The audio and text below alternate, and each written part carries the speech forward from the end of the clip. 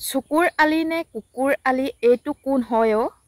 কুকুৰ আলি নে কুকুৰ আলি আপোনালোকে যোৱাকালিৰ পৰা বেছিকৈ শুনিছে আৰু তাক বোলে যোৱাকালি পুলিচে এৰেষ্টটো কৰিলে। এই কুকুৰ আলি নে কি নে কুকুৰ আলিয়ে তাৰ নামটো সিনো কি হয় বাৰু? আমাৰ সাংবাদিকসকলে যে তাক লৈ ইমানেই সংবাদ মাধ্যমত বাতৰি প্ৰচাৰ কৰি আছে তাকেহে চিন্তনীয় বিষয় হৈ পৰিছে। নমস্কাৰ বন্ধু বান্ধৱীসকল, মই মৰমী মোৰ ইউটিউব চেনেল আৰু ফেচবুক পেজটিলৈ আপোনালোক সকলোলৈকে স্বাগতম জনালোঁ। আশা কৰোঁ আপোনালোকৰ সকলোৰে ভাল। বৰ্তমান মোৰো ভালেই বাৰু।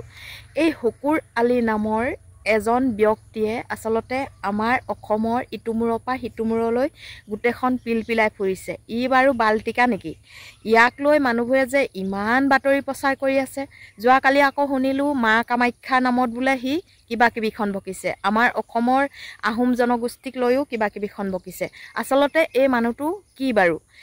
একেবাৰে ঘিটিক মিটিক দেখোন গোটেইটি ধেনা মেনাটো আহি আমাৰ দুদিনমানৰ আগতে উইয়াম ঘাটতো কিবা পাৰ্টি মিটিং কৰিলে। মানে একো বুজিয়ে নোপোৱা নিচিনা। তাক লৈ পিনি মানুহখনে যে কিয় ইমান বাতৰি প্ৰচাৰ কৰে তাকেহে চিন্তা হয় কেতিয়াবা।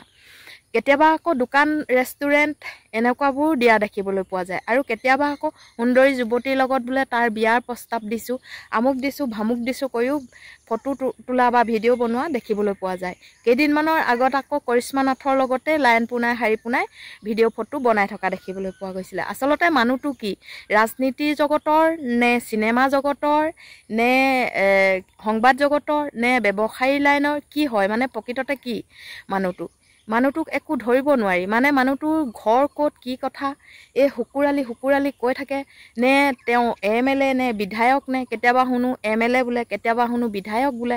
মানে MLA আৰু বিধায়ক একেটাই দেই, মই আকৌ কওঁতেহে কৈছোঁ আপোনালোকক তেনেকৈ। মানে তাৰ কথা শুনি শুনি কিবাখন আমনি লাগিছে। এতিয়া আকৌ শুনিলোঁ বোলে তাক গ্ৰেপ্তাৰ কৰিলে।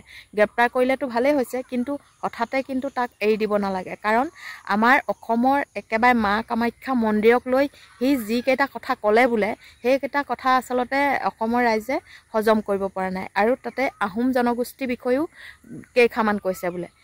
ই ইমানকৈ চল কিয় পাইছে? আমাৰ মানুহবোৰৰ পৰাই চল পোৱা নাই জানো? এই চল দি আমাৰ অসমখনত আচলতে বহুতে চল লৈছে। আৰু এগৰাকী গায়িকা বংগদেশৰ পৰা আহি যে বডিগাৰ্ড লৈ ষ্টেজত উঠে আৰু যি টিখন কয় বুলি কোৱা শুনিছোঁ, কিন্তু আমি নিজেই ষ্টেজত তাই ষ্টেজ চাই পোৱা নাই, কিন্তু শুনিছোঁহে দেই। এইবোৰক আচলতে আমাৰ মজিয়াত বহাই ভাত খুৱাই আমাৰ মানুহবোৰে চল দিছে, নহয় জানো? আমাৰ মানুহবোৰে চল দিয়াৰ পৰা আখৈ পাই তেওঁলোকে মূৰৰ ওপৰত উঠিবলৈ লৈছে। আৰু সেই গতিকে আমাকেই এনেকৈ তেল দিছে। আৰু চকুৰ আলিও সেই একে গতি হৈছে।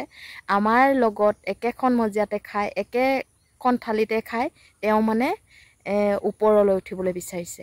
এই আজি ৰাজনীতি, এই কাইলৈ বিজনেছ, এই বোলে আমুক এই তামুক। আজি আকৌ দেখিলা অসমকে গেলনি গালে।